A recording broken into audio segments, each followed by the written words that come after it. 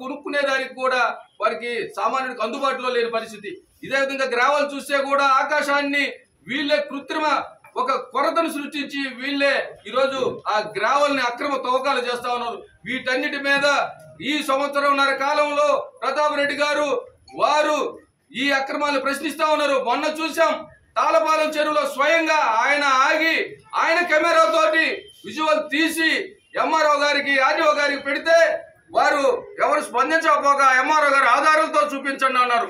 వీరు ఆధారాలతోటి స్వయంగా ఆయన మొబైల్లోనే వీడియో తీసి 200 ట్రాక్టర్లు ఒక 10-15 జేసీబీలు ఇక్కడ తాళపాలెం చెరువులో మధ్యాహ్నం పూటే వాళ్ళు అక్రమంగా గ్రావెల్ తరలిస్తా ఉంటే వాటిని స్వయంగా ఆయన మొబైల్లో తీసి పెడితే కూడా దాని మీద వాళ్ళ స్పందన లేకపోగా లేస్తే మాకు ఆధారాలు కావాలి, మా మైనింగ్ నిరూపించమంటారు. అన్ని ఆధారాలు ఉన్నాయి. రేపు ఆయన వచ్చి ఇక్కడ ప్రెస్ మీట్ పెడతానని చెప్పారు, మీ ఆధారాలను బయట పెడతానని చెప్పారు.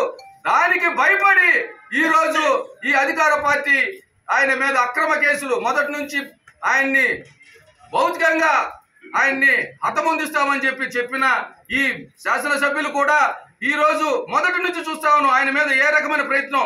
ఇందాక మా సోదరుడు చెప్పినట్టు ఈ మొదట గెలిచిన వెంటనే ఎప్పుడు ఈ కావలి చరిత్రలో లేదు.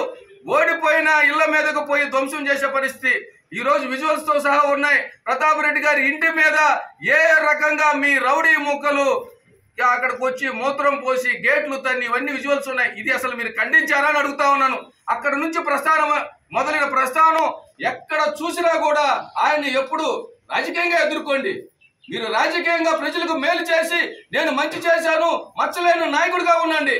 ఈ రోజు ప్రతాప్ రెడ్డి గారి వైపు ప్రజలందరూ ఆసక్తిగా చూస్తా ఉన్నారు. సంవత్సర కాలంలో ఈ రోజు మేము ఎందుకు పోగొట్టుకున్నాం ప్రతాప్ రెడ్డి గారిని, ఎందుకు ఇటువంటి ఒక నాయకుడిని మేము ఈ రాజకీయంగా దూరం చేసుకున్నామని ప్రజలు బాధపడుతున్నారు. వాళ్ళని మీరు మెప్పించే ప్రయత్నం చేయండి, మభ్య పెట్టే ప్రయత్నం కాదు.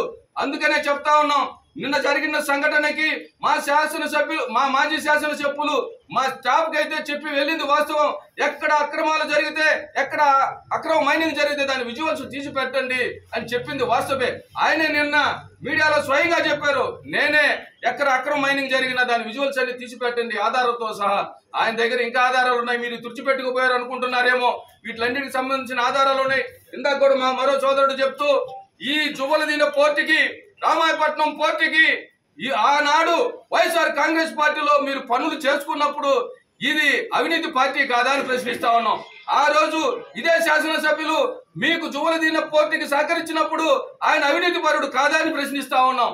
ఆనాడేమో మీకు ఒక మంచి నాయకుడు, ఆనాడు కావలి నియోజకవర్గ అభివృద్ధి ప్రదాత అని చెప్పిన మీరే ఈ రోజు ఆయన అవినీతి పరుడు, ఆయన అంతం తేలుస్తా ఉంటున్నారు. మాట్లాడేటప్పుడు కూడా భాష సరైన విధానం లేదు. మీరు ఇంకోటి చెప్తా ఉన్నాం, నిన్న జరిగిన సంఘటన అసలు వాస్తవాలు ప్రజలందరికీ తెలియాలి. నిన్న జరిగిన సంఘటనలో ఎవరైతే ఈ రోజు నిందితులుగా చూపించబడతా ఉన్నారో వారు డ్రోన్ కెమెరా తోటి కనీసము ఆ మైనింగ్ ఏదైతే జరుగుతుందో ఆ ప్రాంతానికి కూడా భౌతికంగా దగ్గరికి వెళ్ళాల. వాళ్ళు ఎక్కడో దూరంగా ఒక 4-5 కిలోమీటర్ల దూరంలో వాళ్ళు డ్రోన్ తోటి ఒక విజువల్ తీసుకున్నామని చెప్తా ఉన్నారు. తీసుకొని కంప్లీట్ అయి వచ్చేటప్పుడు మీరు పంపించిన ఒక వాహనం ఆ కారు నేరుగా వచ్చి వాళ్ళని చంపేందుకు ఆ కారు తోటి మోటార్ బైక్ ని కుదరదు. ఇది వాస్తవమైన విషయం. పడిపోయిన వారి మీద గొంతు మీద వాళ్ళు వెపన్స్ పెట్టి వాళ్ళు మీరు ఎక్కడి నుంచి వచ్చారని చెప్పిన వాళ్ళని తీసుకొని కొట్టుకుంటూ వాళ్ళని ఏదైతే ఆ వాహనంలో వేసుకొని ఎక్కడికి తీసుకెళ్లారో అందరికీ తెలుసు.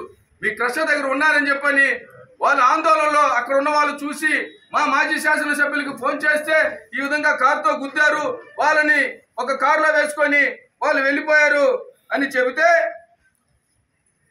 ఆ వెళ్ళిన వెంటనే మాజీ శాసనసభ్యులు గారు ఆయనకి ఫోన్ వచ్చిన వెంటనే ఈనాటి మన ఎస్పీ గారికి స్వయంగా ఫోన్ చేయడం జరిగింది. సార్ ఈ విధంగా ఇక్కడ వారు నేనైతే అక్రమ మైనింగ్ ఎక్కడైతే జరుగుతా ఉన్న వాటిని తీయమని చెప్పాను అంటే ఈ రోజు చెప్పింది కాదు, అది ఎక్కడ జరిగినా తీయమని చెప్పాను. ఈ రోజు మా వాళ్ళు వెళ్ళారు, అక్కడికి వెళ్ళి మైనింగ్ తీసుకొని వాళ్ళు వస్తా ఉన్నారు. వచ్చే క్రమంలో విజువల్స్ తీసుకొని వచ్చే క్రమంలో వాళ్ళని అంతమొందించేందుకు ఆ సాక్ష్యాధారాలని నాశనం చేసేందుకు వారి మీద హత్యా ప్రయత్నం చేసి వారిని కిడ్నాప్ చేసి తీసుకెళ్లారు. వాళ్ళు బతుకున్నారా చనిపోయినారా కూడా తెలియదు. మీరు వెంటనే పోలీసు వారిని పంపించి వారిని ఎక్కడున్నారు వాళ్ళు రక్షించండి అని చెప్పని ఎస్పీ గారికి ఫోన్ చేయడం జరిగింది. ఆయన మా మాజీ శాసనసభ్యులు నిన్న మీడియాలో కూడా చెప్పారు, ఆయన నేను ఒక ఫంక్షన్లో ఉన్నాను, మీకు మా ఏఎస్పీ గారు ఫోన్ చేస్తారని చెప్పారు.